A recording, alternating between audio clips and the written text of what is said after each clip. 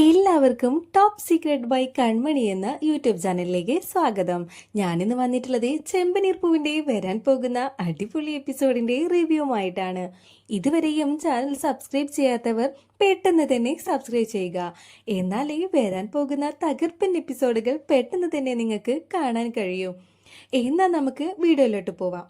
കഴിഞ്ഞ എപ്പിസോഡിൽ നമ്മൾ പറഞ്ഞിട്ടുണ്ടായിരുന്നു സുധിയുടെ ബിസിനസ് എല്ലാം തകർച്ചയിലോട്ട് പോയിക്കൊണ്ടിരിക്കുകയാണ്. ഡീലർക്ക് കൊടുക്കാൻ വേണ്ടി കാശില്ലാത്തത് കാരണം മഹിമയുടെ കയ്യിൽ നിന്നാണ് സുധി കാശ് വാങ്ങിക്കുന്നത്. 5 ലക്ഷം രൂപ സുധി വാങ്ങിക്കുന്നുണ്ട്. ഈ കാര്യങ്ങളെല്ലാം ചന്ദ്രമതിക്കും അറിയാവുന്നതാണ്. നാളുകൾ കഴിഞ്ഞിട്ടും സുധി കാശൊന്നും തിരിച്ചു കൊടുക്കാത്തത് കൊണ്ട് തന്നെ മഹിമ സുധിയെ അന്വേഷിച്ച് സുധിയുടെ ഷോപ്പിലോട്ട് ചെല്ലുന്നുണ്ട്. എന്നിട്ട് സുധി മഹിമയെ കാണുന്നതും മനസ്സിൽ വിചാരിക്കുന്നുണ്ട്, അയ്യോ എന്തിനാണ് ഇപ്പൊ ആന്റി ഇങ്ങോട്ടേക്ക് വരുന്നത്, ഇനി കാശെങ്ങാനും ചോദിക്കാൻ വേണ്ടിയിട്ടായിരിക്കോ എന്ന് വിചാരിക്കുന്നുണ്ട്. മഹിമയെ കണ്ടപ്പോ സുധി ചോദിക്കുന്നുണ്ട്, ആന്റി കുറെ ആയല്ലോ ആന്റിയെ കണ്ടിട്ട്, എന്താ ഇപ്പൊ കടയിലോട്ടൊക്കെ വരാൻ എന്ന് ചോദിക്കുന്നുണ്ട്. വല്ല സാധനവും പർച്ചേസ് ചെയ്യാൻ വേണ്ടിയിട്ടാണോ എന്ന് ചോദിക്കുകയാണ്.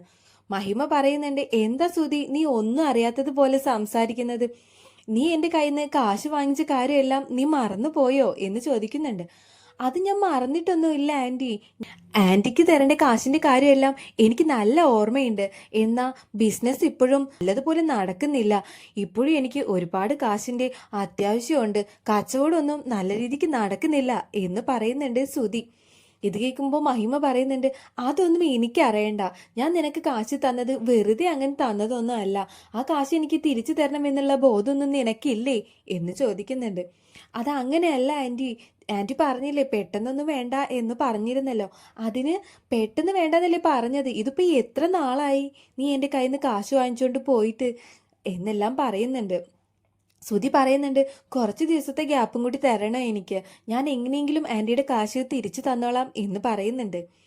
മഹിമ പറയുന്നുണ്ട്, എൻ്റെ കാശ് തിരിച്ചു തരാൻ നിനക്ക് പറ്റില്ലെങ്കിൽ ഞാൻ കടയിൽ നിന്ന് എന്തെങ്കിലും സാധനങ്ങൾ എടുത്തോണ്ട് പൊയ്ക്കോളാം എന്ന് പറയാണ്. അയ്യോ ആന്റി അങ്ങനെ ചെയ്യരുത്, അങ്ങനെ സാധനങ്ങൾ എടുത്തോണ്ട് പോയാൽ എൻ്റെ ബിസിനസ് ഒന്നും നടക്കില്ല എന്ന് പറയാണ്. മഹിമ പറയുന്നുണ്ട്, പിന്നെ എങ്ങനാ എൻ്റെ കാശ് എനിക്ക് മുതലാവണ്ടേ, നീ എനിക്ക് കാശ് തരുന്ന ഒരു വിശ്വാസവും എനിക്കില്ല. പിന്നെ മറ്റുള്ളവർ പറഞ്ഞ് ഞാൻ കാര്യങ്ങളെല്ലാം അറിഞ്ഞിരുന്നു, നിന്റെ ബിസിനസ് പൂട്ടാൻ പോവുകയാണെന്ന്. എല്ലാവരും പറയുന്നുണ്ട് നിന്റെ ബിസിനസ് ആകെ തകർന്നുകൊണ്ടിരിക്കുകയാണ്, നീ എത്രയും പെട്ടെന്ന് കട പൂട്ടും എന്നൊക്കെ. അത് പൂട്ടിക്കഴിഞ്ഞാൽ പിന്നെ നീ എനിക്ക് കാശ് തരുമെന്ന് തോന്നുന്നുണ്ടോ? അതുകൊണ്ട് ഞാൻ സാധനങ്ങൾ എടുത്തോണ്ട് പോയിക്കോളാം എന്ന് പറയുന്നുണ്ട്. അത് ആന്റി അങ്ങനെ പറഞ്ഞാൽ ഞാൻ ബിസിനസ് ഒന്നും പൂട്ടാൻ പോകുന്നില്ല എന്ന് പറയുന്നുണ്ട്. എനിക്കതൊന്നും അറിയണ്ട, എങ്ങനെയായാലും ഞാൻ കുറച്ച് സാധനങ്ങൾ വാങ്ങിക്കാൻ വേണ്ടി തന്നെയാണ് വന്നത്. കണ്ടോ ഞാൻ വണ്ടിയൊക്കെ പറഞ്ഞിട്ടുണ്ട് സാധനങ്ങൾ കൊണ്ടുപോകാൻ വേണ്ടിയിട്ട് എന്ന് പറയാണ്. അതിനുശേഷം മഹിമ washing machine, fridge, AC, inverter തുടങ്ങി ഒരുപാട് സാധനങ്ങൾ പർച്ചേസ് ചെയ്യുന്നുണ്ട്.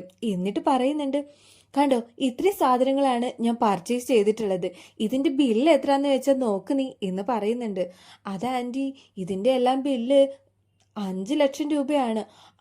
ഇപ്പം എനിക്ക് തരാനുള്ള കാശ് കറക്റ്റ് ആയില്ലേ, നീ എനിക്ക് 5 ലക്ഷം തന്നെയല്ലേ തരാനുള്ളത്, പിന്നെ പലിശയൊന്നും ഞാൻ നോക്കുന്നില്ല, എനിക്ക് പലിശയൊന്നും തരുകയും വേണ്ട, ഈ 5 ലക്ഷം രൂപയുടെ സാധനങ്ങൾ ഞാൻ കൊണ്ടുപോവാണ് എന്ന് പറയുന്നുണ്ട്. ശ്രുതി ഈ കാര്യങ്ങളെല്ലാം കണ്ട് ആകെ ടെൻഷനായി നിൽക്കുന്നുണ്ട്. ആ സമയത്താണ് ശ്രുതി വരുന്നത്. ശ്രുതി ചോദിക്കുന്നുണ്ട്, ആൻറ്റി എന്താ സാധനങ്ങൾ പർച്ചേസ് ചെയ്യാൻ വേണ്ടി വന്നതാണോ എന്ന് പറയുന്നുണ്ട്. മഹിമ പറയുന്നുണ്ട്, കണ്ടോ ഈ സാധനങ്ങൾ എല്ലാം ഞാൻ പർച്ചേസ് ചെയ്തതാണ്. ആൻറ്റി ഒരുപാട് സാധനങ്ങൾ പർച്ചേസ് ചെയ്തിട്ടുണ്ടല്ലോ, താങ്ക് യു ആൻറ്റി ഞങ്ങളെ സപ്പോർട്ട് ചെയ്യുന്നതിന് എന്ന് പറയാണ്. ഞാൻ നിങ്ങളെ സപ്പോർട്ട് ചെയ്യാൻ വേണ്ടി വന്നോന്നല്ല, എൻ്റെ കയ്യിൽ നിന്ന് 5 ലക്ഷം രൂപ ഇവൻ വാങ്ങിച്ചിട്ടുണ്ടായിരുന്നു, അതിന് പകരമുള്ള സാധനങ്ങളാണ് ഞാൻ പർച്ചേസ് ചെയ്തിട്ടുള്ളത് എന്ന് പറയുന്നുണ്ട്. അയ്യോ ആൻറ്റി 5 ലക്ഷം രൂപയുടെ സാധനങ്ങൾ അങ്ങനെ പർച്ചേസ് ചെയ്തുകൊണ്ട് പോയാൽ ഞങ്ങൾക്ക് എങ്ങനെ കച്ചവടം നടക്കും, കച്ചവടം നടന്നാലല്ലേ ആൻറ്റിയുടെ കാശ് തരാൻ പറ്റൂ എന്ന് പറയുന്നുണ്ട്. എനിക്ക് കാശ് തരുമെന്നുള്ള വിശ്വാസമൊന്നും എനിക്കില്ല, നിങ്ങൾ ബിസിനസ് എല്ലാം പൂട്ടി കെട്ടാൻ പോവുകയാണെന്നാണ് എല്ലാവരും പറയുന്നത്, അതുകൊണ്ട് എനിക്ക് കാശ് വേണ്ട, ഈ സാധനങ്ങളെല്ലാം ഞാൻ കൊണ്ടുപോയിക്കോളാം എന്ന് പറയാണ്. ശ്രുതി എന്ത് ചെയ്യണം എന്നറിയാതെ നിൽക്കുന്നുണ്ട്. മഹിമ സാധനങ്ങളെല്ലാം എടുത്തുകൊണ്ട് പോകുന്നുണ്ട്. ശേഷം വീട്ടിലോട്ട് ചെന്ന് ശ്രുതി ചന്ദ്രമതിയോട് ചെന്ന് പറയുന്നുണ്ട്, അമ്മയാണ് ഇതിനെല്ലാം കാരണം. ഇപ്പൊ കണ്ടില്ലേ എനിക്ക് എത്ര രൂപയുടെ നഷ്ടമാണ് വന്നിരിക്കുന്നത് എന്ന് പറയുന്നുണ്ട്. എന്ത് നഷ്ടം വന്നെന്ന സുധി നീ പറയുന്നത്, എന്താന്ന് വെച്ച് തെളിച്ച് പറയ് എന്ന് പറയുന്നുണ്ട്. ശ്രുതി പറയുന്നുണ്ട്, ആൻറ്റിയുടെ ഓരോരോ ഐഡിയകൾ, അതുകൊണ്ടല്ലേ ഇപ്പോൾ ഇങ്ങനെയെല്ലാം ഉണ്ടായത് എന്ന് പറയാണ്. ചന്ദ്രമതി പറയുന്നുണ്ട്, എന്താ ശ്രുതി നീയും എന്നെ ഇങ്ങനെ കുറ്റപ്പെടുത്താൻ തുടങ്ങുകയാണോ, കാര്യം എന്താണെന്ന് പറയ് എന്ന് പറയുന്നുണ്ട്. ശ്രുതി പറയുന്നുണ്ട്, എന്താണെന്നോ കണ്ടില്ലേ, വർഷയുടെ അമ്മയുടെ കയ്യിൽ നിന്ന് കാശ് വാങ്ങി തന്നത് അമ്മ തന്നെയല്ലേ. അമ്മയല്ലേ പറഞ്ഞത് അവരുടെ കയ്യിൽ നിന്ന് കാശ് വാങ്ങിക്കാൻ വേണ്ടിയിട്ട്. ഇപ്പോൾ കാശ് തിരിച്ചു കൊടുക്കാനില്ലാത്തത് കാരണം അവർ കടയിൽ വന്ന് സാധനങ്ങളെല്ലാം എടുത്തുകൊണ്ട് പോയി. എനിക്ക് എത്ര രൂപയുടെ കച്ചവടം നടക്കേണ്ടതാ, അവരങ്ങനെ എടുത്തുകൊണ്ട് പോയാൽ എങ്ങനെയാ ശരിയാവുന്നത്. അവരുടെ കാശ് ഞാൻ കൊടുക്കാമെന്ന് പറഞ്ഞതല്ലേ എന്ന് പറയുന്നുണ്ട്. അയ്യോ മഹിമ അങ്ങനെ ചെയ്തോ, അവൾ എന്നോട് അന്ന് പറഞ്ഞത് അങ്ങനെയൊന്നും അല്ലല്ലോ, കാശ് വേണമെങ്കിൽ കൊണ്ടുപോയിക്കോ എന്ന് ഇങ്ങോട്ടാ പറഞ്ഞത്. എന്നിട്ടല്ലേ ഞാൻ നിന്നോട് പോയി വാങ്ങിച്ചോളാൻ പറഞ്ഞത്. എന്നിട്ട് അവളിപ്പോൾ ഇങ്ങനെ ചെയ്തത് എന്താ എന്ന് പറയുന്നുണ്ട്. എന്തായാലും അമ്മ കാരണ ഇതെല്ലാം സംഭവിച്ചത്, അല്ലെങ്കിൽ ഞാൻ വേറെ എവിടുന്നേലൊക്കെ കാശ് ഒപ്പിച്ചേനെ. ഇപ്പൊ കണ്ടില്ലേ അവരുടെ കയ്യിൽ നിന്ന് കാശ് വാങ്ങിച്ചത്. ഇനി ഇത് അച്ഛനും എല്ലാവരും അറിഞ്ഞു കഴിഞ്ഞാൽ എന്താ ഉണ്ടാവുക എന്നെല്ലാം പറയുന്നുണ്ട്. ചന്ദ്രമതി പറയുന്നുണ്ട്, നീ ഒന്ന് ടെൻഷൻ ആവാതിരിക്കും സുധി, എന്തെങ്കിലുമൊക്കെ വഴിയുണ്ടാവും, മഹിമയോട് ഞാൻ വിളിച്ചു ചോദിക്കാം എന്ന് പറയുന്നുണ്ട്.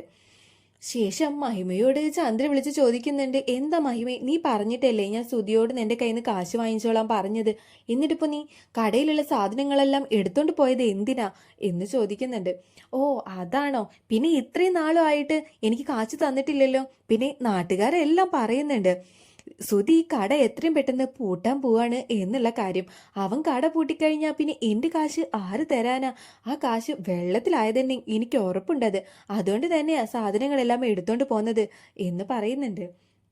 ചന്ദ്രമതി പറയുന്നുണ്ട്, സുധി അങ്ങനെ കട പൂട്ടാനൊന്നും പോകുന്നില്ല, നിങ്ങളോട് ഈ കള്ളമെല്ലാം വിളിച്ചു പറഞ്ഞത് ആരാണ് എന്ന് ചോദിക്കുന്നുണ്ട്. എന്നോട് ആരും വിളിച്ചു പറഞ്ഞതില്ല, അതെല്ലാം നാട്ടിലെല്ലാം പാട്ടല്ലേ, അവൻ്റെ ബിസിനസ് പൊളിഞ്ഞിട്ടുണ്ട് എന്നുള്ള കാര്യം എന്ന് പറയുന്നുണ്ട്. ചന്ദ്രമതി പറയുന്നുണ്ട്, അങ്ങനെയൊന്നും അല്ല, നിങ്ങൾ വെറുതെ ഓരോ കള്ളങ്ങൾ പറയുന്നതാ. എൻ്റെ മകൻ നന്നായി തന്നെയാ ബിസിനസ് എല്ലാം ചെയ്യുന്നത്. പിന്നെ നിങ്ങളുടെ മകള് ഇവിടെയല്ലേ ജീവിക്കുന്നത്, അങ്ങനെ ഇരിക്കുമ്പോൾ നിങ്ങൾ ഇങ്ങോട്ടേക്ക് ഒരുപാട് സഹായങ്ങൾ ചെയ്യേണ്ടതല്ലേ, എന്നിട്ട് ഇങ്ങനെയാണോ ചെയ്യുന്നത് എന്നെല്ലാം ചോദിക്കുന്നുണ്ട് ചന്ദ്രമതി. ആ സമയത്ത് മഹിമ പറയുന്നുണ്ട്, എൻ്റെ മകള് അവിടെ തന്നെയാണ് ജീവിക്കുന്നത്, അവൾ അവിടെ ജീവിക്കണം എന്ന് എനിക്ക് നിർബന്ധമൊന്നുമില്ല, അവള് എൻ്റെ കൂടെ ജീവിക്കുന്നതാ എനിക്കും ഇഷ്ടം. നിങ്ങൾ അവളെ ഇങ്ങോട്ടേക്ക് പറഞ്ഞയക്കുകയാണെങ്കിൽ എനിക്ക് അത്രയും സന്തോഷമുള്ളൂ എന്നെല്ലാം പറയുന്നുണ്ട്. ആ സമയത്ത് ചന്ദ്രമതി പറയുന്നുണ്ട്, അതിനെന്തിനാ അങ്ങോട്ടേക്ക് പറഞ്ഞയക്കേണ്ടത്, അവൾ ജീവിക്കേണ്ടത് ശ്രീകാന്തിന്റെ കൂടെയല്ലേ, അതുകൊണ്ട് അവൾ ഇവിടെ തന്നെയല്ലേ ജീവിക്കേണ്ടത്, ഇവിടേക്കുള്ള സഹായങ്ങൾ ചെയ്തു തരേണ്ടത് നിങ്ങളുടെ കടമയാണ് എന്നെല്ലാം പറയുന്നുണ്ട്. ഇതെല്ലാം കേൾക്കുന്നുണ്ട് വർഷ. അതിയോട് ചോദിക്കുന്നുണ്ട്, എന്താ ആൻറ്റി എന്തൊക്കെയാ പറയുന്നേ എന്ന് ചോദിയല്ലേ ജീവിക്കുന്നത്, അപ്പോൾ എൻ്റെ വീട്ടുകാർ ഇങ്ങോട്ടേക്ക് ഒരുപാട് സഹായങ്ങളെല്ലാം ചെയ്യേണ്ടതല്ലേ, എന്നിട്ടിപ്പോ എന്തൊക്കെയാ ചെയ്തു വെച്ചിരിക്കുന്നത് എന്ന് പറയുന്നുണ്ട്. വർഷ ചോദിക്കുന്നുണ്ട്, എന്ത് ചെയ്തെന്ന ആൻറ്റി എന്തൊക്കെയാ പറയുന്നേ. അല്ല സുധി എൻ്റെ അമ്മയുടെ കയ്യിൽ നിന്ന് 5 ലക്ഷം രൂപ വാങ്ങിച്ചിട്ടുണ്ടായിരുന്നു, അവരിപ്പോൾ അതിന് പകരമായിട്ട് കടയിൽ നിന്ന് സാധനങ്ങൾ എടുത്തുകൊണ്ട് പോയിരിക്കുന്നു, അങ്ങനെയാണോ ചെയ്യേണ്ടത്, അത് മാന്യതയാണോ എന്നെല്ലാം ചോദിക്കുന്നുണ്ട്. അത് ആൻറ്റി സുധിയേട്ടൻ തിരിച്ചു കൊടുത്തിട്ടുണ്ടാവില്ല കാശ്, അതുകൊണ്ടായിരിക്കും അമ്മ അങ്ങനെ ചെയ്തത്, ഞാൻ അമ്മയോട് വിളിച്ചു ചോദിക്കാം എന്ന് പറയുന്നുണ്ട്. നീ വിളിച്ചു ചോദിക്കുന്നതെല്ലാം ശരി, ആ സാധനങ്ങളെല്ലാം ഇവിടെ തന്നെ കൊണ്ടുവന്നിടാൻ പറയണം എന്ന് പറയുന്നുണ്ട്. വർഷ പറയുന്നുണ്ട്, അമ്മയുടെ കാശിന്റെ പകരമായിട്ടല്ലേ അമ്മ എടുത്തോണ്ട് പോയത്, അപ്പോൾ നിങ്ങൾ കാശ് കൊടുക്കണം, ഇല്ലെന്നുണ്ടെങ്കിൽ സാധനങ്ങൾ എങ്ങനെയാ പിന്നെയും കൊണ്ടുവന്ന് ഇട്ട് തരുന്നത് എന്ന് പറയുന്നുണ്ട്. ചന്ദ്രമതി പറയാണ്, ഓ അപ്പൊ നീയും നിന്റെ അമ്മ പറയുന്നതാണോ അനുസരിക്കുന്നത് എന്ന് പറയുന്നുണ്ട്. ഞാൻ പിന്നെ എൻ്റെ അമ്മ പറയുന്നത് അനുസരിക്കണ്ടേ, ആൻറ്റി പറയുന്നതിൽ ആൻറ്റിയുടെ മക്കളെല്ലാം അനുസരിക്കുന്നത് എന്ന് പറയാണ്. ചന്ദ്രമതി പറയുന്നുണ്ട്, മോളെ ഞാൻ നിന്നോട് വഴക്കിനൊന്നും വന്നതല്ല, സാധനങ്ങളെല്ലാം എടുത്തോണ്ട് പോയാ പിന്നെ സുധി എങ്ങനെ കച്ചവടം ചെയ്യും, കച്ചവടം ചെയ്താലല്ലേ അവൻ്റെ ബിസിനസ് വർദ്ധിക്കുള്ളൂ, അതുകൊണ്ടാണ് ഞാൻ പറയുന്നത്, നീ നിന്റെ അമ്മയോട് എങ്ങനെയൊന്നും പറയും മോളെ എന്ന് പറയുന്നുണ്ട്. വർഷ പറയുന്നുണ്ട്, ഞാൻ അമ്മോടൊന്ന് സംസാരിച്ചു നോക്കാം ആൻറ്റി എന്ന് പറഞ്ഞ് വർഷ മഹിമയ്ക്ക് വിളിക്കുന്നുണ്ട്.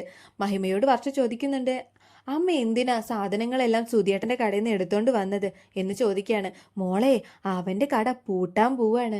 നാട്ടുകാരെല്ലാം പറയുന്നുണ്ട് അവന് ബിസിനസ് ഒന്നും നടക്കുന്നില്ല. പിന്നെ അല്ല, ഒരുപാട് കടങ്ങളുണ്ട്. അപ്പോൾ ആ 5 ലക്ഷം രൂപ വെള്ളത്തിലായത് തന്നെയല്ലേ. അതുകൊണ്ടാണ് ഞാൻ സാധനങ്ങൾ എടുത്തോണ്ട് വന്നത്. അങ്ങനെയെങ്കിലും നമ്മുടെ കാശൊന്നും മുതലാക്കണ്ടേ എന്ന് പറയുന്നുണ്ട്. വർഷ പറയുന്നുണ്ട്, ആ അങ്ങനെയാണോ? അപ്പോൾ അമ്മ എന്തിനാ അവർക്ക് കാശ് കൊടുത്തത്? എന്നോടൊന്ന് ചോദിച്ചിട്ട് കൊടുത്താൽ പോരായിരുന്നോ എന്ന് ചോദിക്കുന്നുണ്ട്. അത് മോളെ, കാശ് ചോദിച്ചപ്പോൾ നിന്റെ അമ്മായിയമ്മയല്ലേ ചോദിക്കുന്നത്, എങ്ങനെയാ കൊടുക്കാതിരിക്കുക? അതുകൊണ്ട് കൊടുത്തതാണ് ഞാൻ. പിന്നെ ഇപ്പോൾ കാശ് മുതലാക്കിയില്ലെങ്കിൽ പിന്നെ ആ കാശ് പോയത് തന്നെയാണ്. 5 ലക്ഷം രൂപ എന്ന് പറഞ്ഞാൽ എന്താ നിസ്സാരമാണോ എന്നെല്ലാം പറയുന്നുണ്ട്. വർഷ പറയുന്നുണ്ട്, ശരി അമ്മേ, ഞാൻ ആൻറ്റിയോട് പറഞ്ഞോളാം എന്ന് പറയാണ്. എന്നിട്ട് വർഷ പറയുന്നുണ്ട് ചന്ദ്രമതിയോട്, സുധിയേട്ടൻ്റെ ബിസിനസ് എല്ലാം പൊളിയാൻ പോവാണെന്നാണല്ലോ അമ്മ പറയുന്നത്. അമ്മ കൊടുത്ത 5 ലക്ഷം രൂപ തിരിച്ചു കിട്ടില്ലെന്നുള്ള കാര്യം ഉറപ്പല്ലേ? അതുകൊണ്ടാണ് അമ്മ സാധനങ്ങളെല്ലാം എടുത്തോണ്ട് പോയത് എന്ന് പറയുന്നുണ്ട്. ചന്ദ്രമതി പറയാണ്, അങ്ങനെ ചെയ്തത് ഒട്ടും ശരിയായില്ല വർഷേ. അത് മോശമായിട്ടുള്ള കാര്യമാണ്. സുധിയുടെ ബിസിനസ് പൊളിയാൻ വേണ്ടിയിട്ടല്ലേ ഇങ്ങനെയെല്ലാം ചെയ്തത് എന്ന് പറയുന്നുണ്ട്. സുധിയേട്ടൻ്റെ ബിസിനസ് പൊളിഞ്ഞോണ്ട് ഞങ്ങൾക്ക് എന്താണ് അമ്മ ഉപകാരം? ഞങ്ങൾക്കൊരു ഉപകാരവും ഇല്ല. അമ്മയുടെ കാശല്ലേ അമ്മ കൊണ്ടുപോയത്, അതിനിപ്പോൾ എന്താ പ്രശ്നം എന്നും പറഞ്ഞുകൊണ്ട് പോകുന്നുണ്ട് വർഷ. ചന്ദ്രമതി പറയുന്നുണ്ട്, ഓ, വലിയ കോടീശ്വരിയായ മരുമകളാണത്രേ എനിക്ക് കിട്ടിയിട്ടുള്ളത്. എന്നിട്ട് എന്താ കാര്യം? ഒരു 5 ലക്ഷം രൂപ വാങ്ങിച്ചപ്പോഴത്തേക്കും കണ്ടില്ലേ എല്ലാവരുടെയും സ്വഭാവം മാറിയത് എന്നെല്ലാം പറയുന്നുണ്ട് ചന്ദ്രമതി. ചന്ദ്രമതി ശ്രുതിയോടും സുധിയോടും പറയുന്നുണ്ട്, നിങ്ങൾ വിഷമിക്കാതിരിക്കുക, വേറെ എവിടുന്നേലും കാശ് അറേഞ്ച് ചെയ്യാൻ പറ്റുമെന്ന് നമുക്ക് നോക്കാം എന്ന് പറയുന്നുണ്ട്. ശ്രുതി പറയുന്നുണ്ട്, ആൻറ്റി ഇനി എവിടുന്ന് എടുത്ത് തരാനാ കാശ്? അന്ന് രേവതിയുടെ സ്വർണ്ണം എല്ലാം പണയം വെച്ചിട്ട് നല്ല പണി കിട്ടിയതല്ലേ. ഇനിയിപ്പോൾ എവിടുന്ന് കാശ് കിട്ടാനാ? ആര് തരാനാ? ഈ വീടിൻ്റെ ആധാരം തരാനാണെന്ന് വെച്ചാൽ അതിന് അച്ഛൻ സമ്മതിക്കില്ല. അന്നൊരു തവണ ആധാരം പണയം വെച്ചിട്ട് തന്നെ ഒരുപാട് പ്രശ്നങ്ങൾ ഉണ്ടായതല്ലേ. ഇനി എവിടുന്ന് കാശ് കിട്ടാനാ? അമ്മ കാരണമാണ് ഇപ്പം ഈ പ്രശ്നങ്ങളെല്ലാം ഉണ്ടായത് എന്നെല്ലാം പറയുന്നുണ്ട് സുധി. ഇത്രയുമാണ് വരാൻ പോകുന്ന എപ്പിസോഡിൽ ഉണ്ടാവാൻ പോകുന്നത്. വീഡിയോ നിങ്ങൾക്ക് ഇഷ്ടപ്പെട്ടാൽ ലൈക്ക് ചെയ്യാനും ഷെയർ ചെയ്യാനും നിങ്ങളുടെ അഭിപ്രായങ്ങൾ കമൻറ്റ് ചെയ്യാനും മറക്കരുത്. അടുത്ത എപ്പിസോഡുമായി ഉടൻ തന്നെ വരുന്നതായിരിക്കും.